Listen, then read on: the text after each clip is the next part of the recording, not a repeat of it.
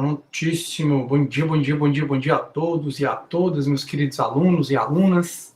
Oi, Flávia, bom dia. Maria Clara, bom dia. Jean, Laura, Mariana Cauã e Eduardo. Bom dia, bom dia, bom dia. Para vocês que estão me vendo todo dia.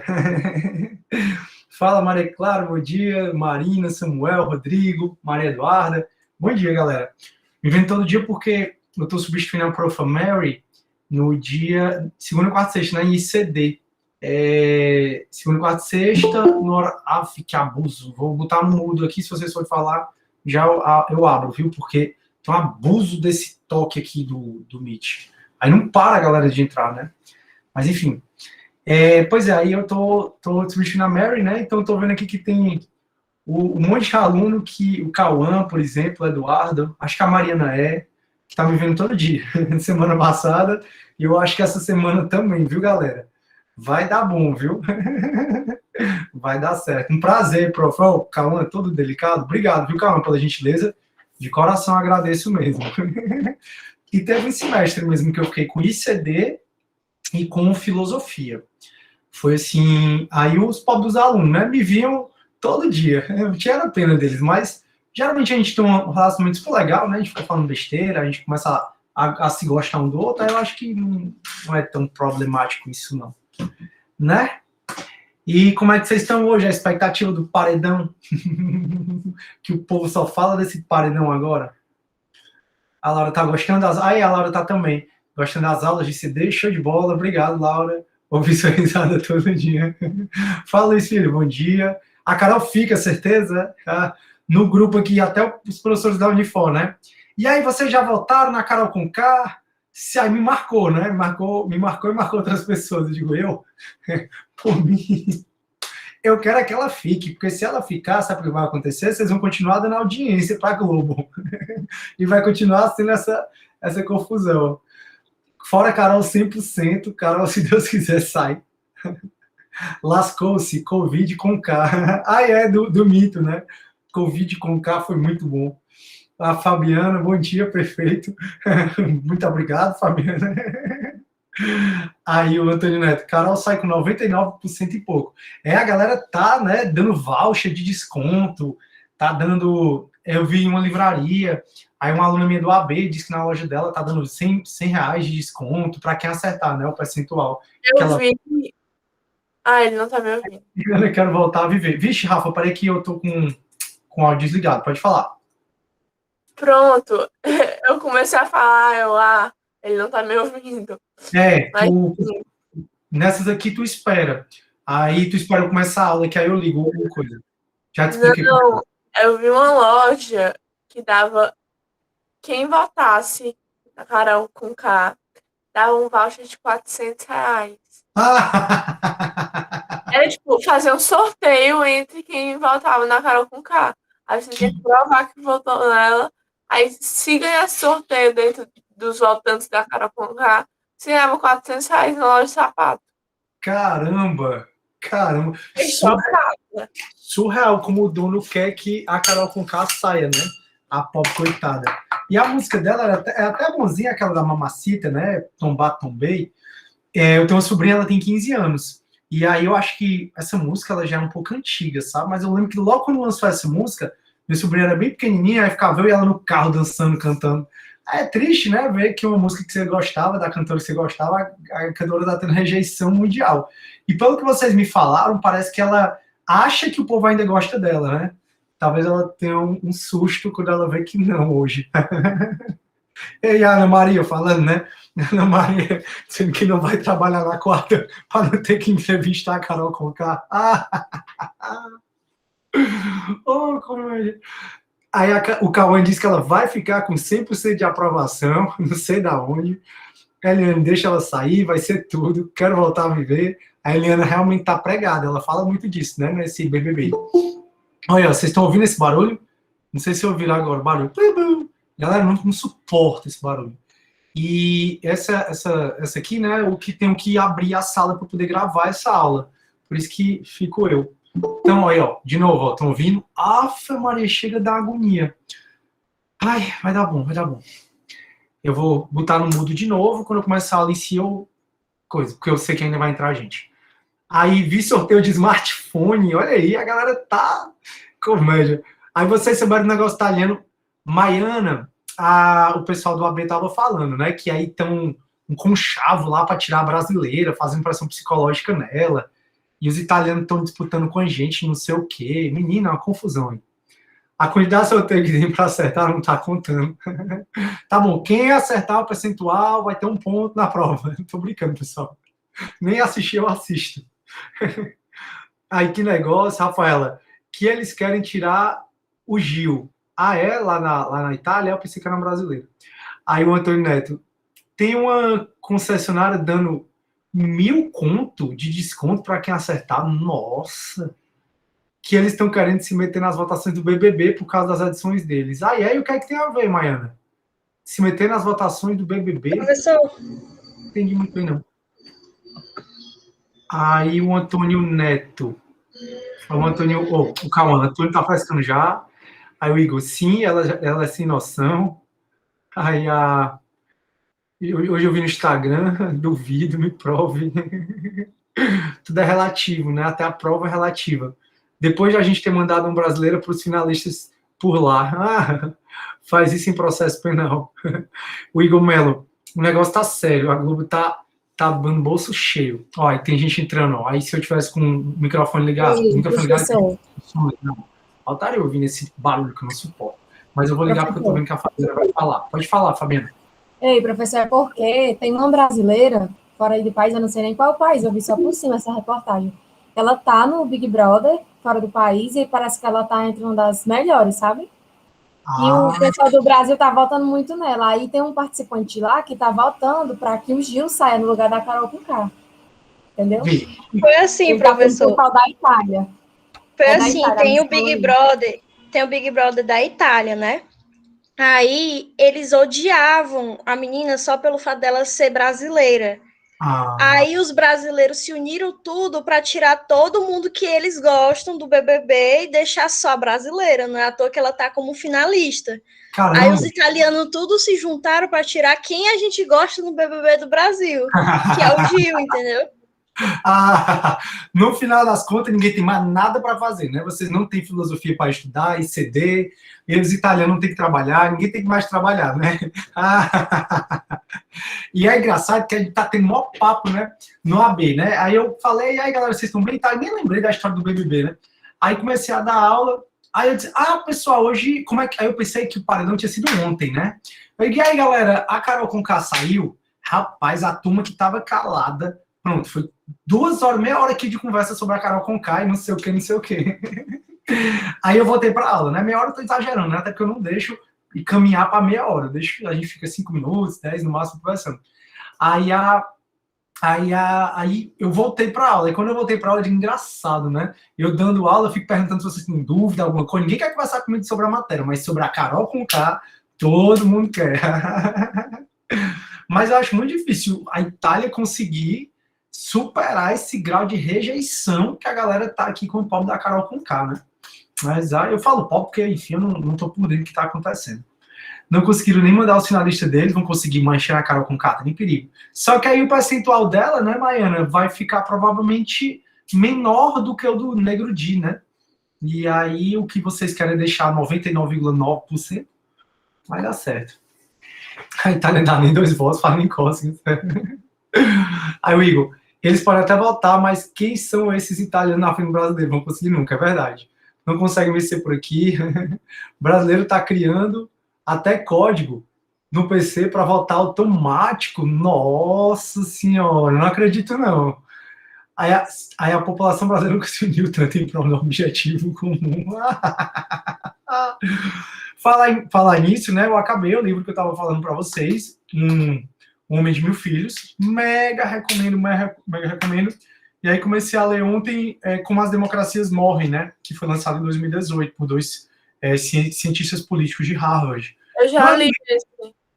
Pois é, não era um livro que eu estava a fim de ler agora, né? Porque eu sempre li livros muito técnicos, muito, muito sérios. E aí agora que eu estou mais na vibe de história, de prosa, de não sei o quê. Mas eu acho que é um livro que é necessário ler agora. Eu ainda não li. Você já leu, Rafa? Gostou? Eu não li todo, porque ele é muito repetitivo. Achei ele muito repetitivo. Entendi. Pelo que eu... Desculpa. Mas eu gostei muito. O que eu li, eu gostei muito. Eu comecei a ler ontem à noite, então não li muita coisa ainda, mas pelo que eu vi, já na introdução do livro, eu acho que ele já resume o livro todo. Que aí ele fala de vários países do mundo, né, que foi tomado o poder pelos militares, só que aí ele vai falando também de outros países que a democracia morreu e as pessoas nem sabiam que ela tinha morrido. Que aí essa parte eu acho que vai ser a mais interessante do livro, né? Isso, é bem legal o livro, eu gostei muito. Ainda tô com ele para aquele, se um dia quiser, termine, sabe? Pelo que eu vi, ele não é tão pequeno, né? Então, assim... ele não é tão... Ele é denso. Pois é. Pode falar. Não, é isso aí. Pronto. Pois é, pelo que eu vi, ele não é tão pequeno, a leitura vai ser um pouquinho densa. Aí, como eu tava falando, não tava muito afim, não, mas é o tipo de livro que quem é do direito, eu acho que tem que ler, quem é cidadão tem que ler, né? E aí eu vou ler logo, é como 1984. Tem que ler, não tem por onde correr. É como o Príncipe de Maquiavel, que vocês vão estudar. Tem que ler. Aí tem outros também, né? A República de Platão, tem Leviatã, e aí tem vários outros que tem que ler. E aí esse eu digo, vou logo ler isso aí mesmo, que dá bom.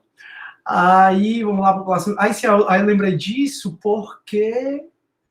Por que, meu Deus, que eu lembrei disso? Porque o brasileiro nunca se uniu tanto em prol do objetivo comum, né? Para você ver. Tem tanta coisa que a gente podia se unir para fazer, principalmente para agora, né, sexta-feira, que o presidente está vindo e vai causar aglomeração, e várias aglomerações ele não usa máscara, né? Ontem mesmo eu estava assistindo o Jornal Nacional e ele passou ele várias vezes, e várias vezes ele cheio de gente ao redor sem máscara, e a gente está no governo, né, do nosso governador do estado, ele está querendo cada vez mais o isolamento social, todo mundo fala aí que vai rolar um novo lockdown, vamos ver aí o que vai acontecer, mas vamos ver o que vai acontecer na sexta, né, que é o Camilo sem querer ter aglomeração, e vir uma figura como presidente da República naturalmente causa aglomeração, né. Vamos ver o que vai acontecer. Vai ser barraco. Eu também acho, Eliana. Vamos ver o que vai acontecer. Aí pronto. Aí o Matheus diz os italianos vão só atrapalhar os sorteios. O Rodrigo, união assim só na Copa do Mundo. Acho que nem mais tão na Copa do Mundo, né? Porque a galera tá tão desacreditada também no futebol. Outra coisa que eu infelizmente não gosto, né? Que é futebol. Eu juro que eu gostaria de gostar dessas coisas, mas não é comigo, nem Copa. Copa eu gosto mais da confusão, né? Reunir a galera, tá mais assistindo jogo, eu não assisto nenhum. Fui lá pro Catar, que teve a fanfest da FIFA, sei lá, fui mais para as fanfest, para fazer a confusão toda, mas para jogo, me animo não. Fui para uma vez, aqui em Fortaleza, quando o Brasil jogou, sei nem contra quem, e eu só fui porque o Tribunal de Justiça ele deu os ingressos, eu consegui os ingressos pelo Tribunal de Justiça, eu consegui 2, aí foi eu e um amigo, aí o ônibus não conseguiu passar, porque estava tendo aquela época que o Brasil acordou, o gigante acordou, depois o gigante adormeceu de novo, aí estava tendo muito protesto, né? E aí foi legal ter ido, mas é legal quem gosta, né? Eu não curto muito, infelizmente, gostaria de curtir. Vou ver se eu começo a curtir, sabe o quê? Surfar. Vou ver se essa semana mesmo eu consigo fazer uma aulinha de surf lá na Praia do Futuro, enquanto não tem um lockdown. Deixa eu ver aqui, vai dar bom. Aí o senhor já leu Democracia da América, do Alex? Não, Álvaro, não li ainda, cara. Já li Revolução dos Bichos, que é do mesmo autor, né, de 1984. Surreal, os 2 livros. Muito massa. Revolução dos Bichos é um livro que entrou e ficou. Constantemente eu penso nesse livro, até porque não é aquele livro que a gente lê e esquece, né? A maioria das coisas a gente vai esquecendo, porque nosso HD ele vai mudando, né? Mas Revolução dos Bichos, a transição, né, do animal, que eu não vou falar, é surreal. Como um animal que era um animal virou outro animal, né? Que é semelhante ao animal anterior. Quem leu tá entendendo o que eu tô dizendo. Aí, vamos marcar de ver ele, prof. Ver o quê, meu Deus? Ver o quê, Antônio Neto? Me ajuda aí, cara. Antônio Neto. Tem vídeo. Vídeo do quê, Antônio Neto? Liguei o microfone para tu me falar ver o quê, porque eu não entendi, não. Não, professor, que você falou aí para que o Bolsonaro vai vir, né? Tá. Não vou responder. Aí a Eliana, negacionismo, vamos ver. Aí Matheus, kkkk, também, prof. Eu comecei agora também, prof. Lá no Junco, muito legal, show. Pronto, acho que é isso mesmo. Que eu tava falando com a vizinha minha, com a ex-vizinha minha, foi aniversário dela domingo, ela, tô surfando. Ela vive inventando coisa que nem eu, né? Eu invento de cantar, fui pra aula de canto no sábado, aí eu invento de tocar coisas, enfim, eu vou só inventando as coisas. Agora eu vou inventar de surfar. Só que a questão é que nem sempre eu gosto. Aí quando eu não gosto, eu não me forço, não. Nadar, eu geralmente nado muito, né? Principalmente no mar, vou até Iemanjá, fico lá conversando com ela, longe que dói, o povo daqui de casa fica tudo preocupado, mas eu adoro. Aí vamos ver se eu sei surfar, acho que não, mas vai dar bom. Revolução dos Bichos é surreal. Aí, Matheus, tem a PF Surf School. Beleza, eu acho que eu vou pra Junco, Matheus. Eu falo pra vocês depois. Revolução dos Bichos. Aí o Álvaro, o que fica na minha cabeça é os irmãos Karamazov, que é incrível. Eu já ouvi falar. Karamazov, irmãos Karamazov, não sei se eu ouvi falar, não. Agora não sei se eu tô falando besteira. Aí a Fabiana, professor, como você criou o hábito da leitura? Ou você sempre gostou? Assim, eu lembro que eu comecei a gostar mesmo, acho que eu tinha uns 8 anos de idade, no meu colégio, na biblioteca do colégio. Desde então, nunca mais parei de ler livro. Só que durante a faculdade, mestrado, doutorado, essas coisas, aí eu fui lendo, mas eu li mais livro técnico, né? Porque até porque é muita coisa para estudar. Hoje aqui, como eu já sou pós-doutor, né? Eu faço outra graduação, mas eu não dependo dessa outra graduação para me estabelecer no mercado. Eu estudo para essa outra graduação também, mas eu acredito que eu tenho mais tempo. E aí, a melhor coisa que aconteceu na minha vida foi o Kindle, porque o Kindle, onde eu tô, levo, onde eu tô lendo livro, então descansando aqui eu tô lendo. E aí, quando eu vejo, eu acabo lendo muito rápido. Então, só nesse ano eu já terminei 4 livros, fora um meio que eu comecei e não gostei, e os livros razoavelmente grandes, entendeu? E assim, não é porque eu leio rápido, é porque eu coloco um tempinho, né, pra ficar lendo. Aí, é incrível como os animais da Revolução dos Bichos parecem com os políticos de hoje em dia, e foi o propósito dele, né? Ele foi um indiano, aquele autor que estabeleceu na Inglaterra. É surreal, cara. Quero criar esse hábito também, não gosto, vou nem mentir. Tudo é hábito, né? Tudo é hábito. Tem que encontrar, Ingrid, um livro que faça sentido para você. Tem 1 milhão de literaturas, de tipos diferentes de livro. Tem que só tu descobrir qual é o tipo de livro que você gosta. Eu sempre li livros muito técnicos, né? Então, assim, por exemplo, eu lia livros A Psicanálise no Conto de Fadas, eu li livro do Irmão do Meio, mais velho, A Psicologia na Serenidade, né, na velhice, livros técnicos do direito, todos. Eu fui lendo esses livros mais técnicos, e eu gostava muito. Até que eu percebi que eu tenho que agora diversificar um pouco mais minhas coisas. Aí eu comecei a diversificar para outro lado e estou gostando bastante.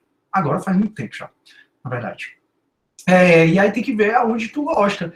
Um autor, né, que todo mundo critica. Parece que você lê o cara, você é burro, que eu adoro. Hoje em dia eu já não gosto mais tanto, mas quando eu fiz terceiro ano, eu acho que eu li uns 12 livros dele, que é o do Paulo Coelho. Foi muito bom, gostei muito.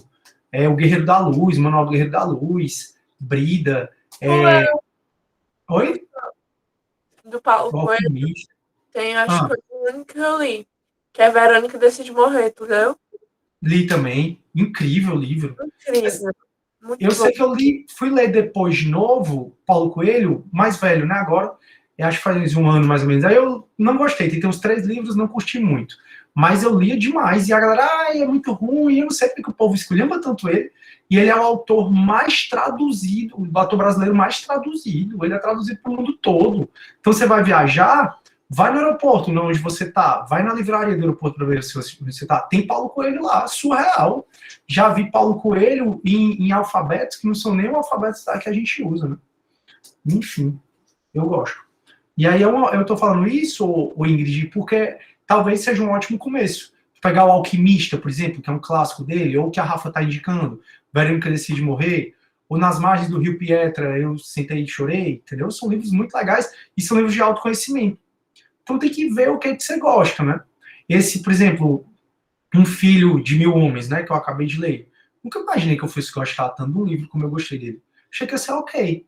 Tanto é que a aluna me indicou, foi uma aluna da noite, faz 2 semanas, eu acho, 3, que ela me indicou, e aí eu disse, eu vou anotar, eu anoto, né, as indicações. Acho que foi essa turma que me indicou um filme, não foi? Tá bem aqui, ó, se dá pra vocês verem, ó. Aí O Céu de Sueli. Aí eu anoto para pelo menos eu pesquisar, ver se eu gosto ou não. E aí eu anoto, aí fui pesquisar o dela, né? Aí quando eu vi a galera falando bem isso, eu digo, rapaz, eu vou ler esse livro. E aí tu vai criando um hábito. Enquanto tu vê, tu sente maior falta. Eu sinto maior falta quando não leio. Quando eu começo a assistir TV, chega a me dar aquela impaciência. Mas eu assisto TV, tá? Eu só não assisto muito, mas eu assisto. Aí, quero que sabe também, eu Henrique, kkk. Aí, o Leonardo, tem me ajudado a botar a meta do tempo de leitura por dia, em vez de páginas, e ser fiel, mesmo que seja 30 minutos por dia. Excelente, Leonardo. Tem essa possibilidade, né, de você colocar as metas de leitura, do tempo de leitura. Muito bom, Leonardo. Show. Isso ele está falando provavelmente no iPad, né? No meu iPad tem isso também. Aí o Kindle é bom demais, tô lendo todas as doutrinas só por ele. Legal, João Freitas. Não, Kindle para mim é só livro de coisa mesmo, de ciência científico, ciência técnica. Kindle é massa. Aí comprei um, porém ainda não consegui ter o hábito. Pergunta para a Sofia quantos livros ela já leu esse ano. Fiquei passada, ela deve ter lido uns 15. Agora, o ruim é porque eu tenho 4 empregos, né? E fora isso, eu dou aula de cursinhos, então acaba sendo muito complicado para mim. Ainda faço uma graduação de administração, né? Na UES, que eu vou terminar, se Deus quiser. Aí o Ricardo, com o Kindle você termina o livro de rapidinho, show. Começa Harry Potter. Galera, eu nunca li Harry Potter, mas a galera acha surreal o livro. Eu também concordo aí. Comecei por Misses. Não sei. Aí o Sidney. Ludwig von Mises. Aí o Sidney. Professor, não consegui pegar suas indicações de livros. Um amigo me indicou Iniciação em História e Filosofia. As indicações de livros, o Sidney, tá no plano de ensino, tá? Da disciplina, lá em bibliografia. Todos eles tem na biblioteca. Show, show, show. O livro que geralmente a galera gosta de ler, filosofia, é O Convite à Filosofia, né? De Marilena Diniz. Que Marilena Diniz? Marilena Chauí. Porque existe a Maria Helena Diniz, que é do civil. Existe a Marilena Chauí, que é da filosofia, que é a que a galera mais gosta. Prof, procura depois o filme A Onda. Oxa, A Onda, eu fiz metade do curso de psicologia, né? Que é o que está parado, que é depois que eu me formar em administração, eu volto pro curso. Fiz na UFC. E aí, na UFC, a gente trabalhou muito esse filme de A Onda. Muito bom, muito bom. Tu dorme que horas, né? Eu não sou muito de dormir, não. Aí eu sou muito descontrolado com a leitura, que legal. O senhor tem Homo Deus? Tenho, Thiago. Tenho, me deram 2 vezes já esse livro, tá até 2 aqui em casa. Cara, eu começo a ler, eu sei que é um livro que todo mundo ama, né? Mas eu não sou todo mundo. E eu não me forço a fazer coisas que eu não gosto. Eu já tentei ler Homo Deus 2 vezes, vou até, sei lá, 30% do livro, mas eu não continuo. Não sei por quê. Não gosto. Enfim. Recomendo algum capítulo para ler?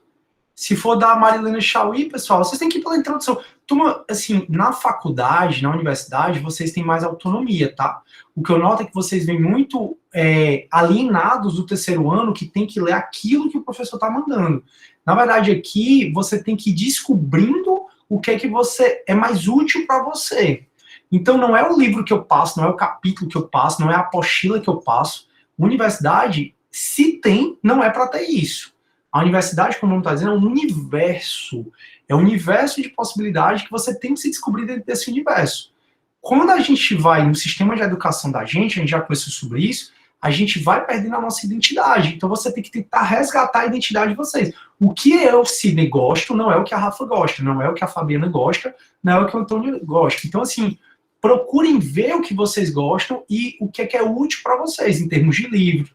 Porque cada matéria, até bem quem já deu esse depoimento, cada matéria vai ter 40 livros para você escolher, e o que eu gosto não é o que você gosta. Então, tenta ver o que é útil para vocês, certo? Procure criar um pouco mais de autonomia e tirar da cabeça essa alienação mental do 3º ano, do ensino médio e fundamental, que a gente vira alienado mesmo.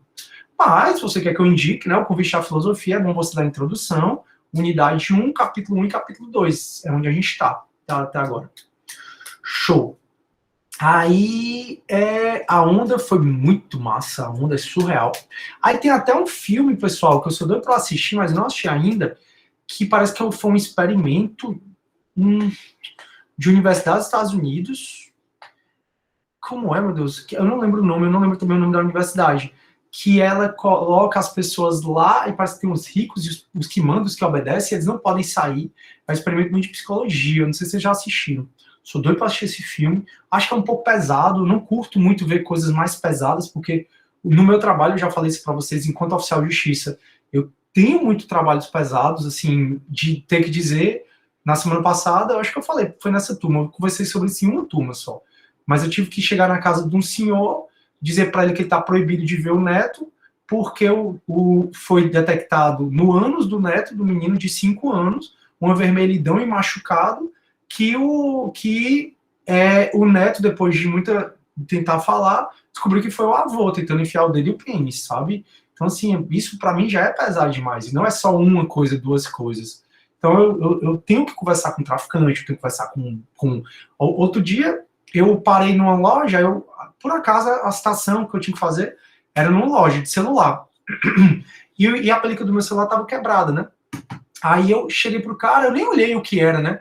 Só olha, eu disse, cara, eu tenho uma citação para fazer para você, mas antes disso, tu troca a película do meu celular? Aí ele disse, troco, tal. Eu disse, pois tá, troca aí. Trocou, paguei a ele e tal. Eu disse, pois, deixa eu conversar contigo aqui fora, porque eu tenho uma citação para fazer. Aí peguei a citação e fui vendo, né? Aí, na denúncia, né, que é o que eu tenho que ler para ele, escrevia como ele tinha matado o cara, assim, surreal. E o cara de boa, trabalhando na loja, um menino qualquer, que você passa, assim, qualquer, eu digo, minha gente, eu não posso dizer que ele realmente cometeu isso, né? Mas, assim, pelo inquérito, tinha muita possibilidade de ele ter cometido de fato aquilo daquela forma. Aí expliquei pra ele nem mexeu a cara, normal. Digo, entendeu o que eu disse? Entendi. Você entendeu o que você tem que fazer? Entendi. Eu disse, tá bom. Aí entrei no carro, aí fiquei, minha nossa senhora, aí fiquei olhando meus papéis, né, pra onde eu tinha que ir agora. Aí quando eu vejo lá, vem ele batendo no meu vidro, aí ele disse assim, esse aqui foi o cara que eu matei em Calcaia ou em Maracanaú? Aí eu disse, meu Deus, surreal. Então, assim, já é coisa muito pesada, entendeu? Assim, isso é o mínimo, fora os cantos que eu tenho que andar, as coisas que eu tenho que ver. Então, aí eu evito, além disso tudo, eu evito complementar, né? Com filme de terror, eu evito assistir livros técnicos, até uma forma de eu deixar de ler, por exemplo, Como as Democracias Morrem. Não é uma coisa que eu estava a fim de ler agora, por conta desse tudo que eu estou falando, né? Do meu dia a dia. Mas é uma coisa que se faz necessário, por isso que eu vou ler. Mas, assim, já é muito pesado, por isso que eu evito. Eu gosto mais de assistir outras coisas que pense mais, dramas psicológicos, essas coisas eu acho bacana, mas terror, experiência muito tensa, assim, eu não curto muito, não.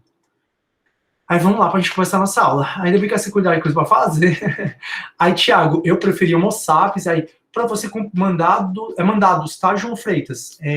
Mandato, e não se sinta mal por não saber disso, é uma coisa que o aluno de direito, quando tá entrando, não sabe. Mandado vem de manda. O juiz manda no oficial de justiça. Por isso que eu cumpro mandados, certo? Mandato, com T, sinônimo de procuração. Então, por que um deputado federal tem um mandato? Porque a partir do momento que a gente votou nele, a gente deu à sociedade uma procuração para ele nos representar.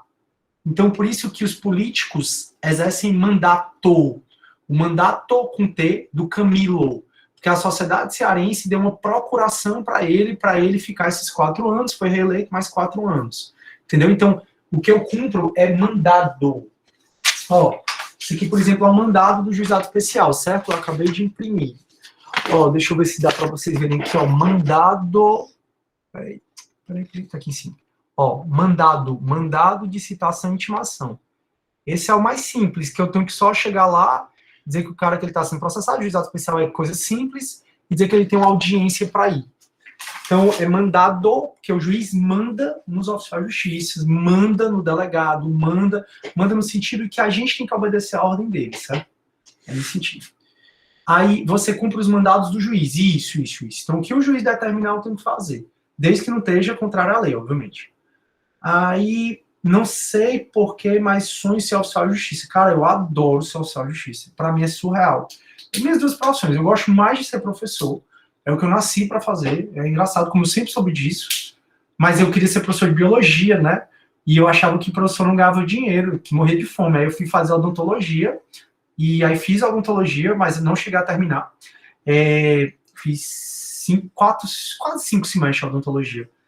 E aí eu não cheguei a terminar porque eu queria eu achava que ser professor não ia me dar dinheiro, mas eu sonhava em ser professor, e aí eu seria dentista para poder ter um dinheiro a mais, né? Mas aí eu vi que o direito me chamou, né? O direito foi mais forte. E hoje, muito embora eu faça administração, estou terminando, vou voltar para psicologia, eu não acho que eu vá gostar tanto como eu gosto do direito, né? O direito para mim é surreal. Aí a Fabiana, professor, quando se trata de pensão alimentícia, demora em média quantos dias para ser chamado? Depende, Fabiana, depende muito da vara, do juiz, dos servidores, do oficial de justiça. Não tem tempo assim. Aí o João, você tem porte de arma para se proteger? Porque é meio arriscado, né?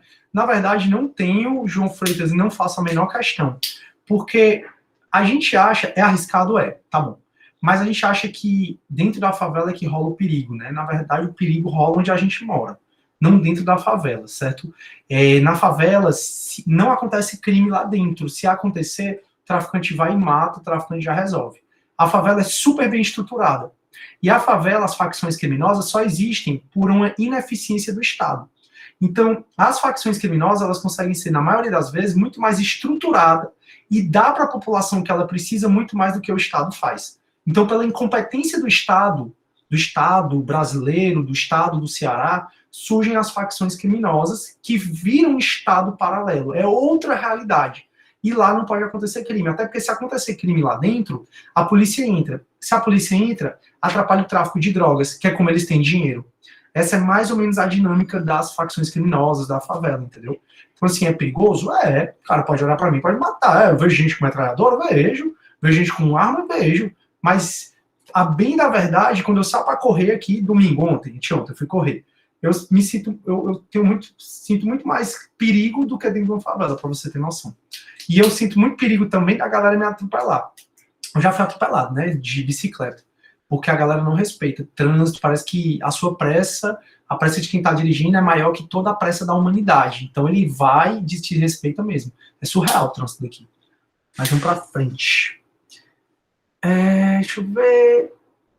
Acho que pode, mas é opcional. Pois é, pode, mas assim, eu acho que se eu tivesse arma, eu seria assaltado porque eles iriam levar minha arma. E seria muito pior porque eles me veriam como uma ameaça.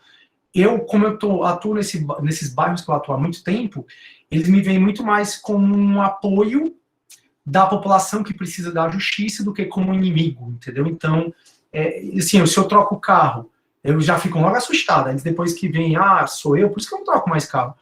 Aí depois que eles veem que sou eu, tranquilo, entendeu? Então eles veem muito mais um apoio do que um inimigo. Com arma, não sei. Com arma, acho que eu seria assaltado porque eles pegarem minha arma. Professor, minha mãe, ela é juíza e ela pensa da mesma forma, senhor. Da mesma forma. Que ela acha que uma arma ela estaria contribuindo com a violência, por um lado, entendeu?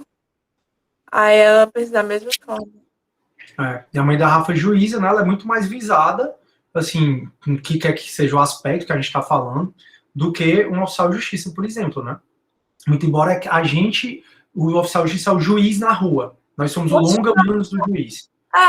Eu tenho uma dúvida. Posso perguntar o que é que o oficial de justiça faz?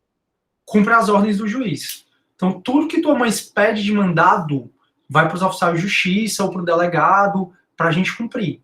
Aí a gente faz desde citações e intimações, ou seja, comunicar as pessoas sobre o que está acontecendo no processo, como busca e apreensão de menor, tirar o menor de um filho, tirar o filho de um pai e entregar para a mãe, busca e apreensão de veículos, você financia um carro e não paga, e me diz uma coisa, é concurso? Sim, concurso, dificílimo, concorridíssimo, concorrido até dizer chega. Até porque a gente tem a flexibilidade, né, do trabalho. Então, como a gente tem muita flexibilidade do trabalho, a gente trabalha por resultado, né? Então, eu recebo meus mandados, eu tenho que cumprir esses mandados. Não, eu tenho um prazo para cumprir, mas o dia que eu vou cumprir, a hora que eu vou cumprir, aí depende mais de mim. Por isso que eu consigo ter essa flexibilidade. Obrigada, professor. Nada, um prazer. Eu preciso só começar a aula, tá, turma? Até porque já são 10h10. E aí a gente conversa mais depois. Deixa eu só terminar de responder aqui as questões. Isso tudo, e aí ele consegue ler livro, consigo ler demais, adoro.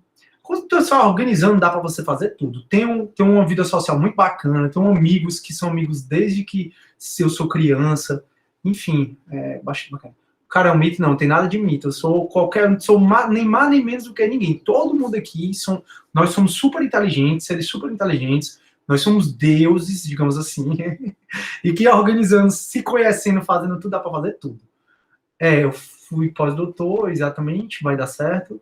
Nunca mais vi os stories. Pois é, Fabiano, eu tô sem postar. Eu tenho que postar e eu fico, meu Deus, tem essa obrigação social de postar. Mas eu também não me importo muito, mas eu vou voltar a postar, se Deus quiser. Pois é, minha mãe também mas ela não gosta de ter porte de arma, exatamente.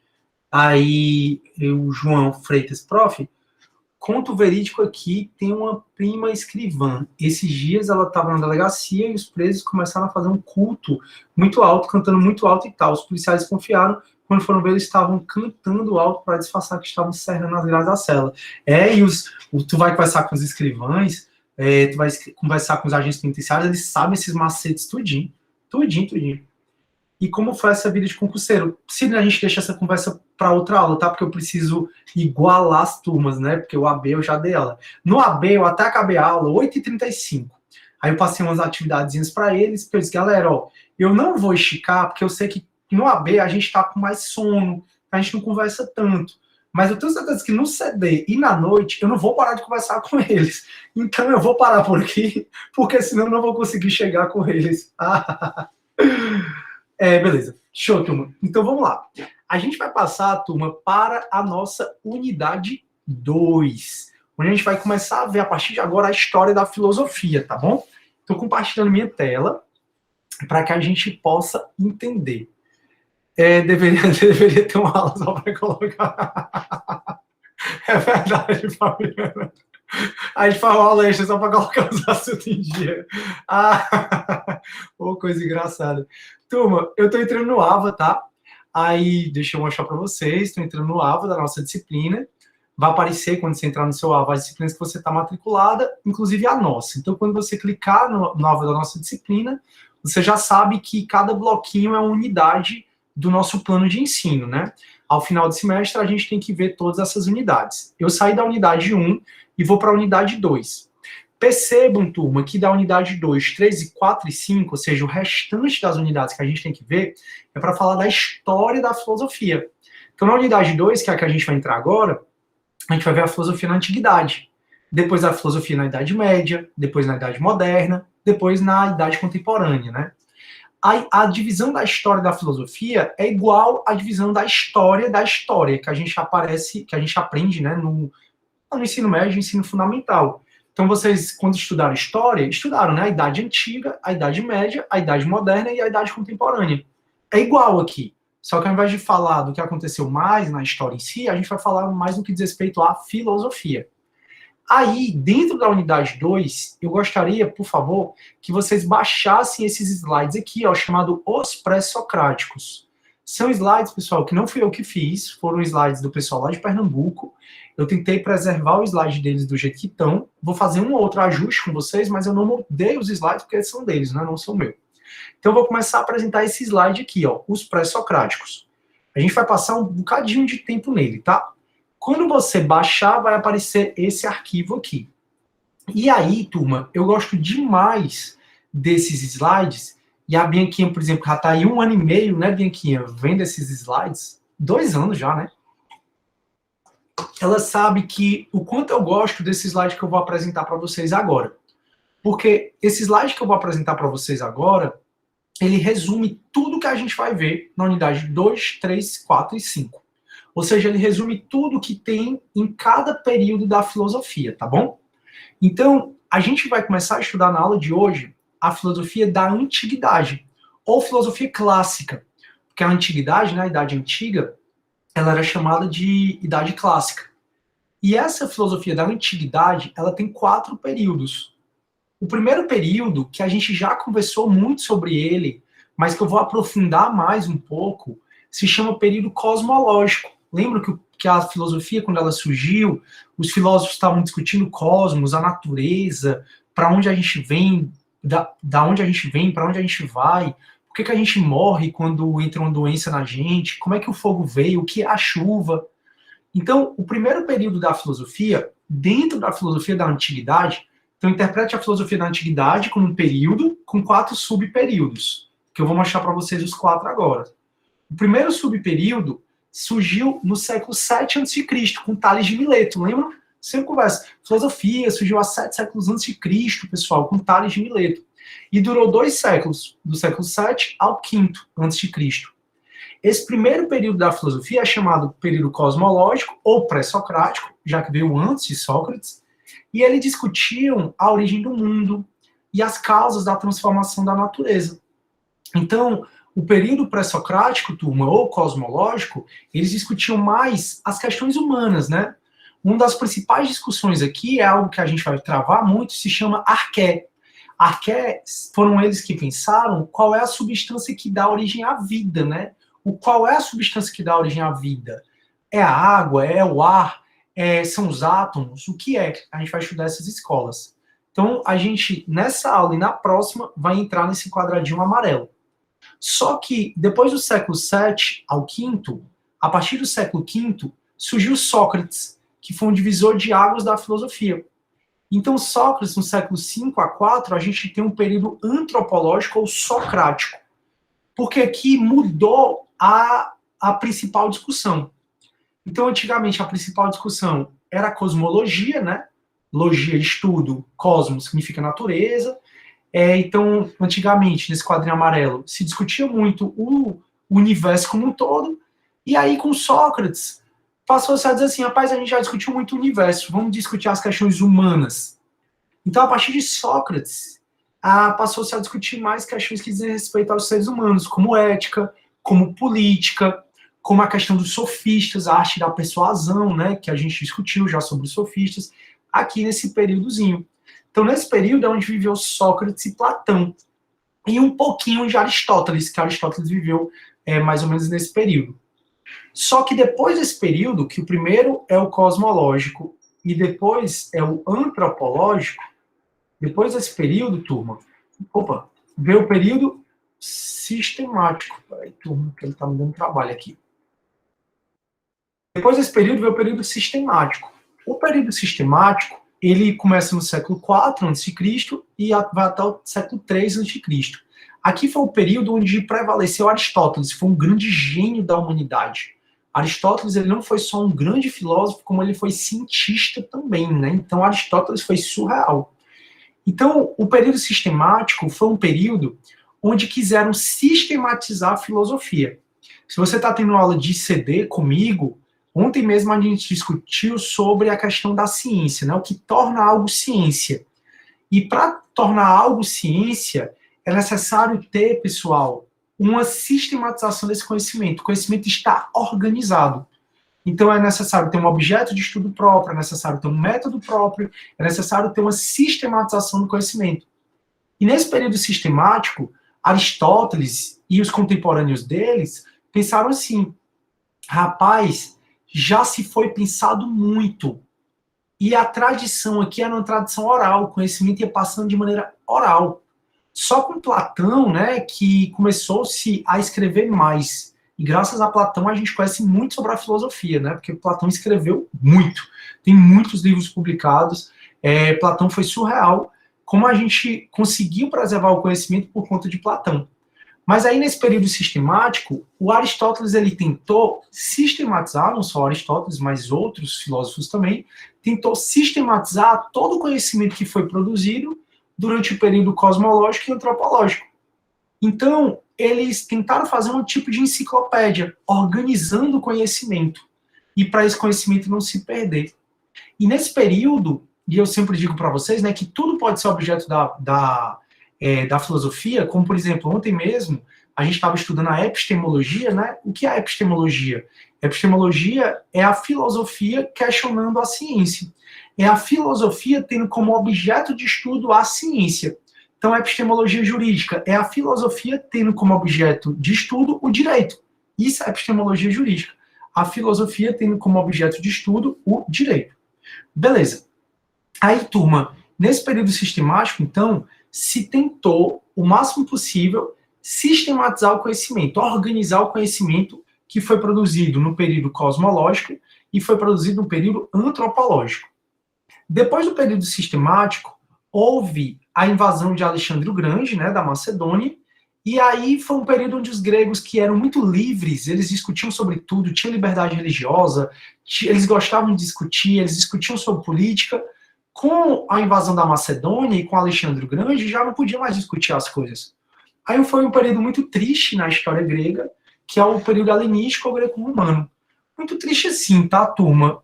Muito triste porque o período helenístico, os gregos não gozavam mais da liberdade, né, que eles tanto gostavam. E aí, nesse período, eles foram discutir a ataraxia, no período helenístico ou greco-romano. A ataraxia é como a gente chega à paz de espírito. Então, aqui tem correntes como o estoicismo, o epicurismo, o cinismo, que são correntes da filosofia do período helenístico, né, que nos ajudam a chegar a essa paz de espírito. E aí, os livros de autoajuda de hoje, né, os livros mais vendidos são os livros de autoajuda. E os livros de autoajuda têm muita base na filosofia estoica. E essa filosofia estoica surgiu aqui nesse período helenístico ou greco-romano. Então, pessoal, esses 4 períodos, esqueçam esse quadrinho aqui, tá, da patrística, já eu explico ele. Esses 4 períodos aqui é o período da filosofia da antiguidade. Por isso que a gente perde, aspas, muito tempo com eles. A gente vai passar muito tempo falando de cada quadrinho desses. Então, eu vou falar o que é que aconteceu no período cosmológico, o que é que aconteceu no período antropológico, no sistemático, no helenístico. E esses 4 são os períodos da filosofia da antiguidade, unidade 2. Começa com o cosmológico do 7 ao 5 século a.C., depois antropológico do século 5 ao 4 a.C., depois o sistemático do século 4 ao 3 a.C., e depois o helenístico ou greco-romano, que começa no século 3 a.C. e, para alguns, vai até o século 7 depois de Cristo, o que coincide com a filosofia da Idade Média. A filosofia da Idade Média, pessoal, da Idade Medieval, para alguns, começou só a partir do século 7 depois de Cristo. Só que não é o que a gente vai adotar, a gente vai seguir a maioria, tá bom? Como é que a maioria vai dizer? Vai dizer que até o século 0 a.C. tinha a Idade Antiga. Depois de Cristo, deixou-se de ter a Idade Antiga e passou-se a ter a Idade Média, principalmente no século 3 depois de Cristo até o século 14. Para alguns é 13, para alguns é 14, para alguns é 15. Como é que eu queria que vocês memorizassem, já que não é um curso de história? Vocês pensam que até Cristo é a filosofia da antiguidade. No século 1 a 7 depois de Cristo, a gente tem a patrística. A patrística é parte da filosofia da Idade Média. Então, no século 1 a 7 depois de Cristo, a gente tem a patrística, como se você trouxesse esse quadrinho para cá. Então, a gente tem a patrística com Santo Agostinho. Patrística vem de pai, que significa padre. Então, a patrística é a filosofia dos padres. Que essa filosofia dos padres, ela passou a existir a partir do século 1 depois de Cristo, né? Cristo veio, morreu com 33 anos, e a partir daí criou-se todas as religiões cristãs que a gente tem até hoje. Então, do século 1 ao século 14, para o nosso curso, a gente vai identificar como filosofia da Idade Média, ou filosofia medieval. Do século 1 ao 7, a gente tem a patrística, com Santo Agostinho, e do século 7 a 14, a gente tem a escolástica, com São Tomás de Aquino. E esses dois é a unidade 2. Então, a unidade 3. Então, na unidade 3, a gente vai ver a filosofia na Idade Média. E a filosofia na Idade Média é do século 1 ao 14 depois de Cristo. Do 1 ao 7, a gente tem a patrística. Do 7 ao 14, a gente tem a escolástica. Show! Aí, turma, depois que a gente falar da Idade Antiga, que são esses 4 quadradinhos aqui, retângulos, depois que a gente falar da Idade Média, aí a gente vai conversar um pouco, relembrar vocês um movimento que mudou o curso da humanidade, né? Um movimento que começou na Itália, lá em Florença. Inclusive, se você for para Florença, é a coisa mais linda do mundo. Você vê o Duomo lá, você pode ver também Davi, a escultura do Davi, ele contra o Golias, enfim. E o Renascimento, ele quis retornar à antiguidade, retornar aos valores clássicos. Então, aqui na Idade Antiga, a gente chamava de período clássico, porque aqui o ser humano era o centro das discussões. Então, na Idade Antiga, os seres humanos eram o centro de tudo, de toda e qualquer discussão. Já na Idade Média, o ser humano ele é colocado de escanteio, o ser humano vira um pecador em busca da redenção dos pecados e vai para o pedestal Jesus Cristo, né? Então sai o ser humano e vai para Jesus Cristo, vai para Deus, que vira o centro das discussões. E o Renascimento, ele veio muito como uma corrente filosófica, histórica, científica, cultural, artística. E o Renascimento, ele quis negar a Idade Média, dizendo que a Idade Média foi um processo de retrocesso cultural muito grande, dizendo que a Idade Média, a ciência foi negada, que realmente foi mesmo, né? Quando a gente for falar da Idade Média, vocês vão ver que atualmente a gente vive a nova Idade Média, né? Hoje, na Idade Média, houve um negacionismo científico muito grande, né? As pessoas não acreditavam na ciência, acreditavam mais na Bíblia. Hoje em dia, as pessoas não acreditam muito na ciência, tanto é que a vacina aí, para entrar na cabeça de alguns, tá difícil. Também na Idade Média, diziam que a Terra era plana. Hoje a galera tá dizendo aí que a Terra é plana também. Então, assim, a Idade Média, para o Renascimento, foi um processo de retrocesso cultural muito grande. Artístico, científico, que não foi não, assim, também. Eu vou conversar sobre isso com vocês. Então, o Renascimento, ele quis romper com a Idade Média, tanto é que esse nome de Idade Média vem de mediana, de medíocre, porque para o renascentista foi uma idade medíocre, e eles quiseram resgatar os valores da Antiguidade Clássica. Nesses valores da Antiguidade Clássica, o homem volta a ser o centro das discussões e não mais Deus. E aí, com o Renascimento, rompeu-se com a Idade Média e surgiu a Idade Moderna, e daí a gente tem a filosofia moderna. A filosofia moderna ela foi muito impulsionada por um movimento chamado Iluminismo, que começou no século XVIII, que é o século das luzes, né? Luzes porque dá a ideia de razão. E não dá para eu falar de filosofia sem falar de razão. Então é aqui, por exemplo, que a gente vai estudar os contratualistas.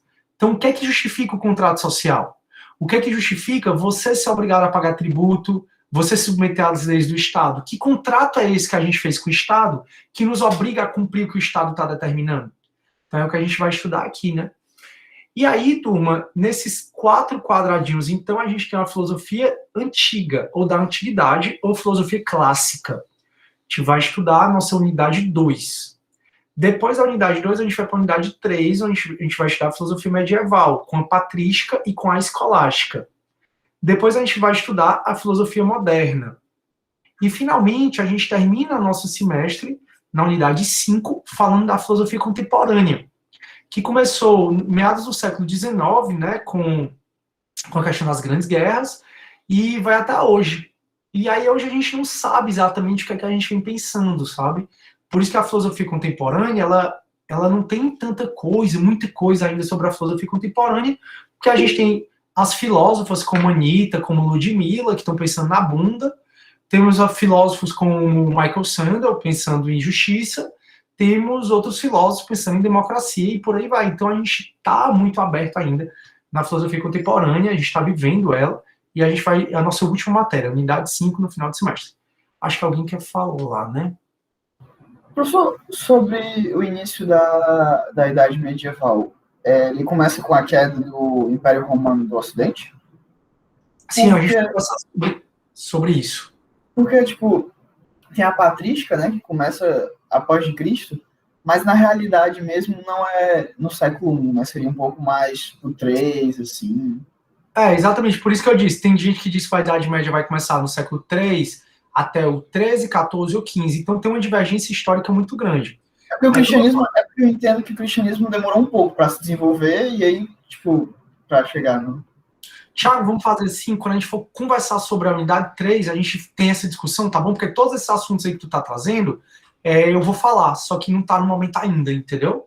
Aí lá a gente discute, pode ser, cara? Que eu acho melhor, porque senão eu vou ter que mudar de assunto e eu tenho que ir para a Idade Antiga antes de entrar na Idade Média. O Ricardo, se eu conheço... O Ricardo querendo causar polêmica aqui no grupo. Se eu considero Olavo de Carvalho, óbvio, considero, né? Porque ele fala coisas que eu concordo, que eu vou dizer que ele não é filósofo, entendeu? O ato de filosofar é meu, é seu, é de todo mundo. Então todo mundo pode ser um filósofo, entendeu? Basta você tentar explicar e justificar as coisas por meio da razão. Não é, eu não vou achar que é filósofo só quem fala o que eu concordo. Aí o Leonardo, o Ciro está considerando o pensamento cristão no medieval, Thiago. A gente vai travar essas discussões ainda, turma, porque nem os historiadores... Ao Ricardo, sem problema. Aí nem os historiadores decidiram ainda. Não é a gente que vai decidir, principalmente no curso de filosofia, né? No curso, assim, né? Uma disciplina de filosofia dentro do direito. Então, essas histórias, Ético da Tessalônica, que aí permitiu, né, o culto cristão, Ético de Milão, que aí o Império Romano vira cristão, essas coisas todas a gente vai discutir, mas não é agora. Aí o Renan está dizendo, esses slides já são da unidade 2? Sim, são da unidade 2, mostrei para vocês como é que pegam. Show. Bacana, turma. Alguma dúvida, alguma outra dúvida, turma? Sim, não, mais ou menos? Deu para entender, turma, direitinho? O que eu queria que vocês fizessem, certo? Daqui para a próxima aula. Queria que vocês tentassem memorizar esse quadro, né? Você lê, você estuda, e depois você tenta fazer sozinho, sem olhar. Porque a gente vai passar o semestre todo falando de cada um desses retângulozinhos. E é esse o nosso plano de ensino, né? Isso que a gente vai conversar sobre o nosso semestre todo. E aí os slides, turma, ele rememora algo que a gente já estudou, né?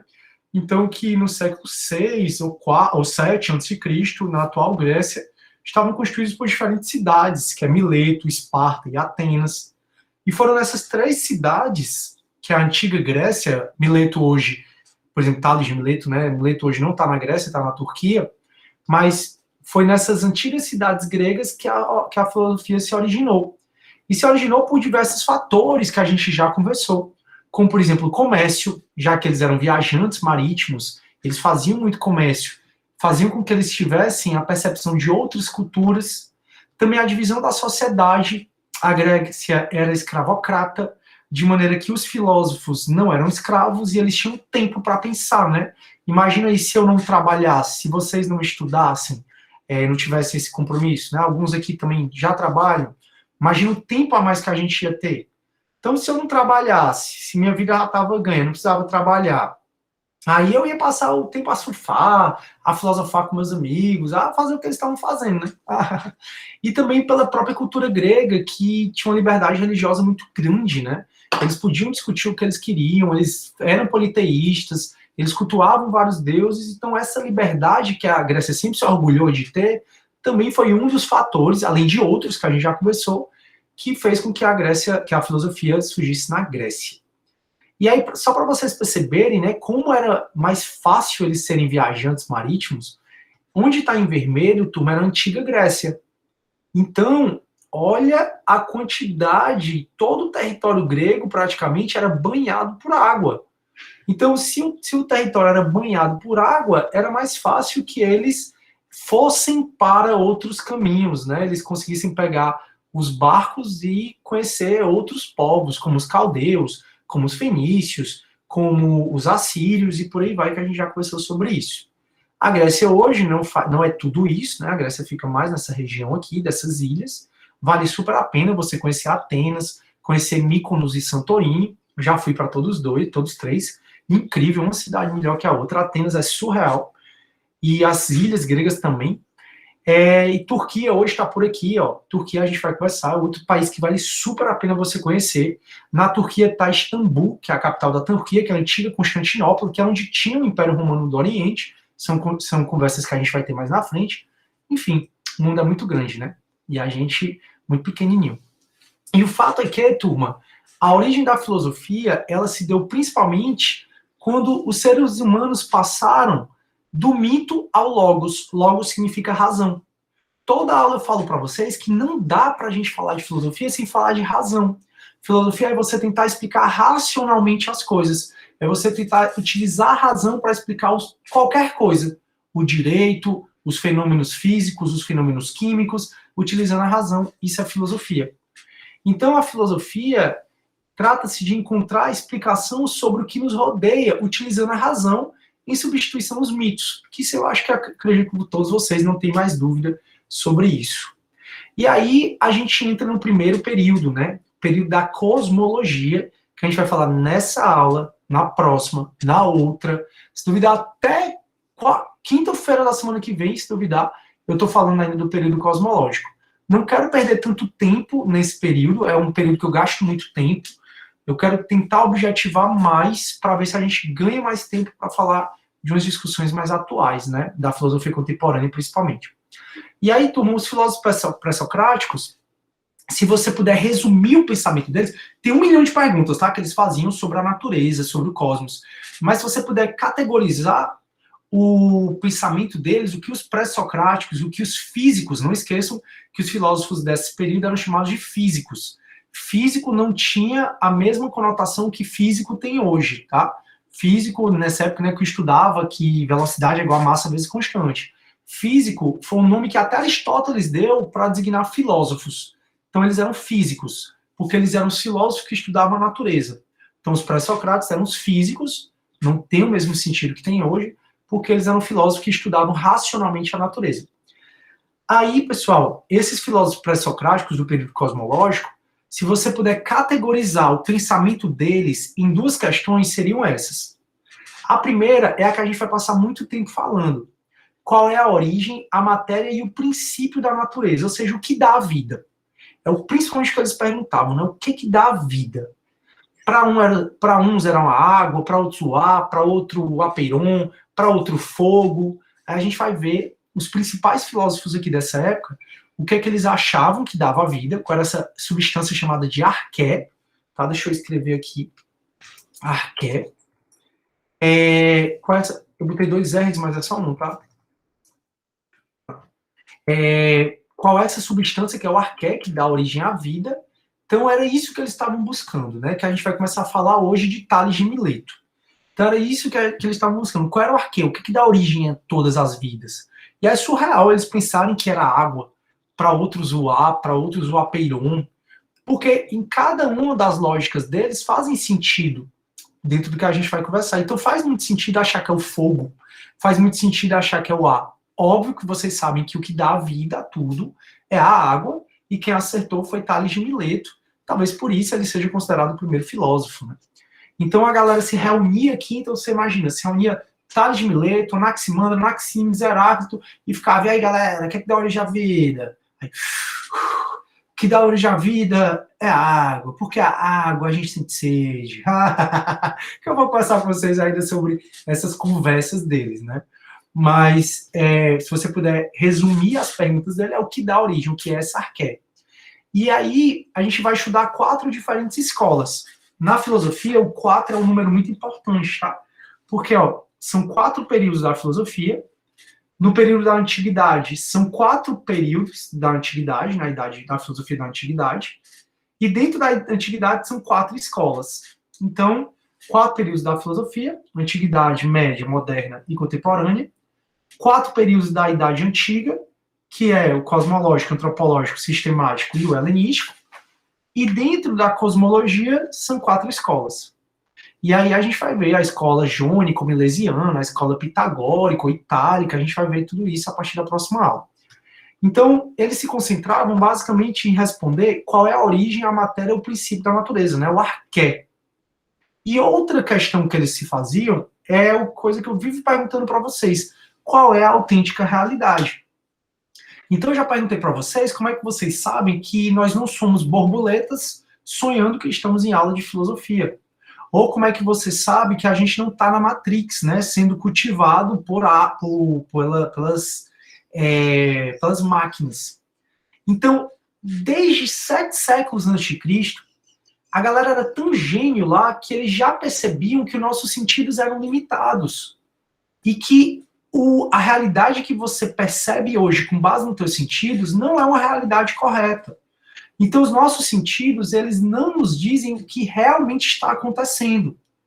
Tanto é que teu cachorro escuta sons que tu não escuta e acontecem coisas que você não consegue ver, nem eu nem vocês, porque nossos sentidos são limitados. Então, não adianta, para esses filósofos, eles já tinham essa discussão, não adianta você querer explicar a natureza por meio dos teus sentidos. Por quê? Porque teus sentidos são falhos. Porque você não enxerga tudo que é para enxergar. Então, certamente, fenômenos ao meu redor estão acontecendo que nem eu nem você a gente está vendo. Sons ao meu redor estão acontecendo que nem eu nem você, nós estamos ouvindo. Porque o nosso ouvido e nossa visão não nos permite captar esse espectro, seja de luz, seja espectro da frequência do som, né? Então, os filósofos, então é por isso que Platão, por exemplo, diz que a gente está preso numa caverna e não percebe. Para Platão, se você raciocinar, você vai chegar à conclusão de que tudo isso aqui é uma ilusão. E você está só acreditando nessa ilusão, que é uma ilusão, porque você está mais afeito a acreditar nos seus sentidos do que na sua razão. Olha o baseado aqui que a galera fumava. Não sei se eles fumavam baseado, não, mas eles tinham umas ervazinhas lá que eles gostavam de mastigar. Não sei o efeito dessa erva, mas existia, né? Pelo menos a história documenta. Então eles ficavam discutindo sobre o que é arqué, né? Qual é a origem, qual é a substância que dá origem à vida, à natureza, e também qual é a autêntica realidade. E o que nos oferece o sentido, ou seja, o que eu consigo perceber com os sentidos e o que eu consigo perceber só com a razão, tirando os sentidos, só com a razão. Então, os pré-socráticos, esse período cosmológico, né, do amarelinho, é principalmente essas duas perguntas, e a gente vai ficar conversando sobre essa primeira pergunta aqui. Qual é a origem, a matéria e o princípio da natureza? E para a gente discutir isso, turma, é necessário que você saiba que existiram 4 escolas. A primeira escola que a gente vai estudar é a escola jônica, porque era na região da Jônia, antiga Grécia, ou milesiana, porque essa galera aqui era de Mileto. Então, a escola jônica ou milesiana, ela se estabeleceu em Mileto, por isso que é Tales de Mileto, Anaximandro de Mileto, Anaxímenes de Mileto. Essa galera, eles nasceram em Mileto, e eles estabeleceram uma escola onde eles ficavam discutindo. Além desses 3, você pode botar que faz parte dessa escola o Heráclito. Mas Heráclito nasceu em Éfeso. A gente vai falar sobre Heráclito. Heráclito nasceu em Éfeso. Então, nessa escola jônica ou milesiana, foram 3 filósofos que nasceram em Mileto, na região da Jônia, e mais Heráclito. E eles eram conhecidos como monistas. Por que eles eram conhecidos como monistas?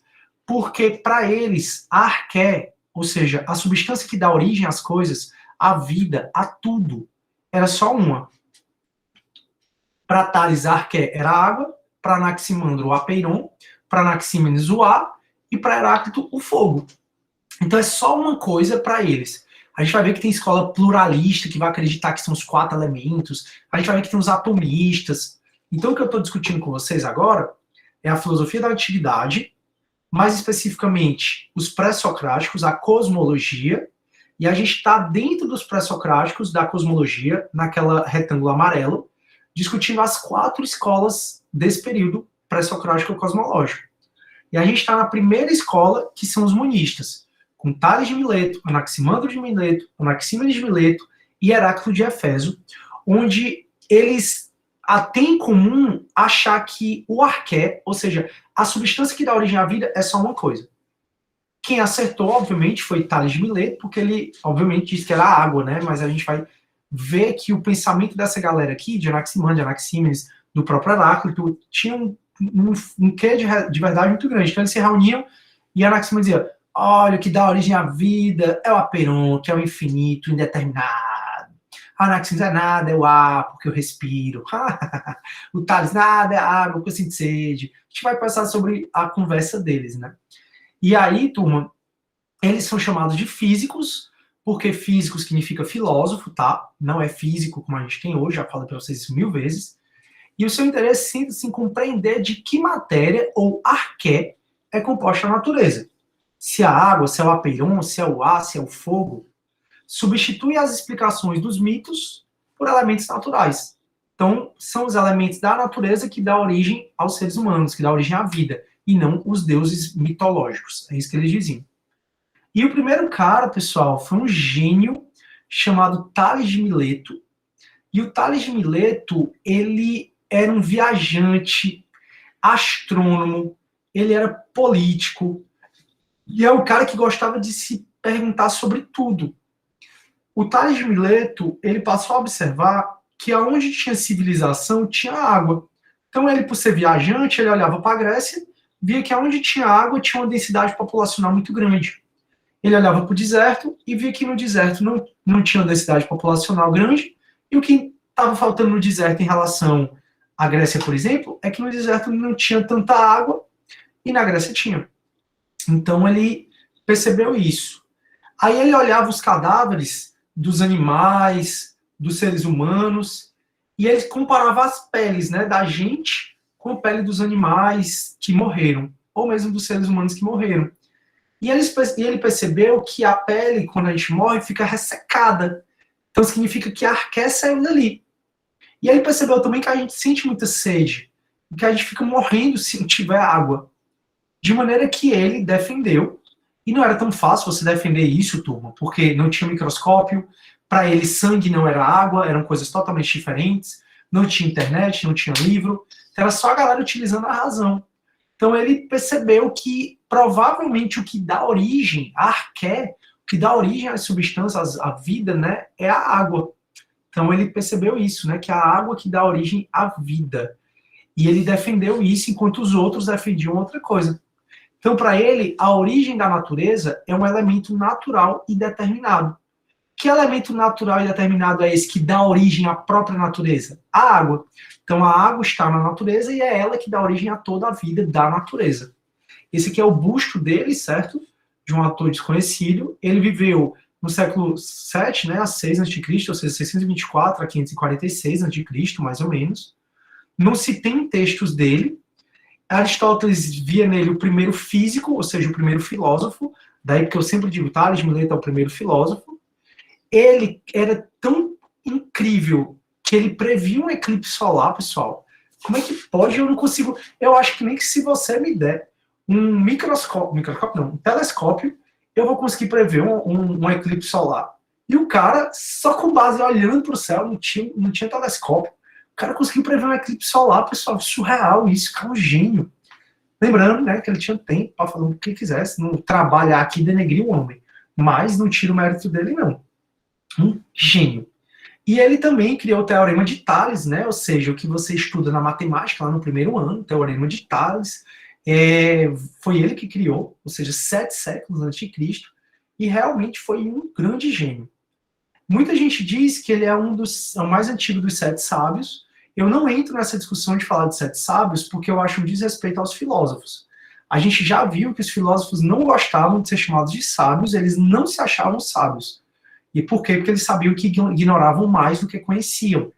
Então, turma, eu não falo que eles são 7 sábios. Deixei aí por causa dos slides, mas se você quiser dos 7 sábios um dia você estudar, eu não entro nesse mérito porque o filósofo ele não gosta de ser chamado de sábio, porque ele sabe que mais ignora do que conhece. E aí, turma, vocês entenderam? Peraí, eu não estou entendendo nada do João Freitas. A crise existencial da rapaziada que tem ansiedade dando oi. KKKKK. Eu não entendi absolutamente nada, João Freitas. Estou por fora. Deixa eu ver aqui. Esse quadro é muito importante e memorizar isso. Porque, Bianca, os quadrinhos são muito importantes, pessoal, porque a gente é acostumado a colocar tudo dentro das caixinhas, né? O aluno adora colocar tudo nas caixinhas. E é uma coisa que eu sempre tento fazer o aluno não ir, mas a gente já é acostumado a colocar nas caixinhas. Por exemplo, a própria discussão que eu estava tendo com o Thiago, né? A gente estava falando, e turma, discussão não é algo pejorativo, não. Discussão é você trocar ideia. Na própria troca de ideia que eu estava tendo com o Thiago, ele não foi no século III, não. Aí você vê, né? A gente gosta como ser humano, né? Isso não é só o Thiago, sou eu, são vocês, todo mundo. A gente gosta de colocar nas caixinhas, né? Começou aqui. E aí a gente desconsidera que pode haver transição, né? Pode haver, como muita gente que diz, o período helenístico, ele transicionou junto com o período, ele correu junto com o período da patrística. Tem gente que diz isso, tem gente que não. Tem gente que diz que a Idade Média acabou no século XIII, outros no século XIV, outros no século XV. Mas a gente gosta de ter respostas definidas, né? Parece que dá uma segurança maior. Mas nem sempre a gente consegue ter essas respostas. Então, realmente, o quadrinho é muito importante. A Maria Eduarda, eu tenho uma dúvida sobre o período sistemático. Se eu poderia me dizer um filósofo ou uma ideia, é Aristóteles, isso.